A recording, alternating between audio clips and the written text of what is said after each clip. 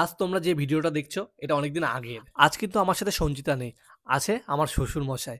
তো আমরা দুজন চলে গেছিলাম মুকুন্দপুরে সেখানে একটা হসপিটালে যেখানে কিছু ইনফরমেশন নিতে গেছিলাম। সঞ্চিতা যেহেতু যেতে পারেনি সেহেতু ও আমাকে বলেছিল যে কিছু ভিডিওগ্রাফি করে আনতে যাতে তোমাদেরকে দিতে পারি। এতে সুবিধাটা কি বলতো?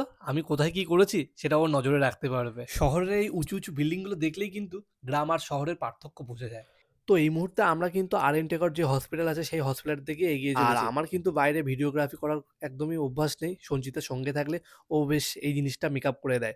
আর যার ফলে তোমাদেরকে সুন্দর ভিডিও দিতে পারি। আর হসপিটালের মধ্যে যেহেতু ভিডিওগ্রাফি অ্যালাও নেই তাই ওর ভেতরটা তোমাদেরকে দেখাতে পারিনি।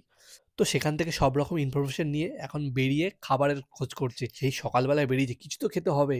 হঠাৎ চোখের সামনে পড়লো বিরিয়ানি। আর জামাই ষষ্ঠর দুজনেই ঘাড় কাত করে একদম চললাম বিরিয়ানি খেতে। আর ভিডিওগ্রাফি করে রাখছে এটা সঞ্চিতাকে দেখাবো। কারণ সঞ্চিতা অনেক বেশি বিরিয়ানি লাভার। তো পেট পুজো করে যখন হঠাৎ বাইরে বেরোলাম দেখলাম একটা ষাঁড় মোটরসাইকেলের পিছনে গুতোগুতি করছে। যখন তার ভিডিওগ্রাফি করতে গেলাম সে একদম স্ট্যাচুর মতো দাঁড়িয়ে পড়ছে। মনে হচ্ছে যেন তার মডেল শুট হচ্ছে। এরপর আর কোনো ভিডিও করা হয়নি। আমরা পৌঁছে গেছিলাম বিধাননগর স্টেশনে। আর সেখানে অপেক্ষা করছিলাম ট্রেনের জন্য।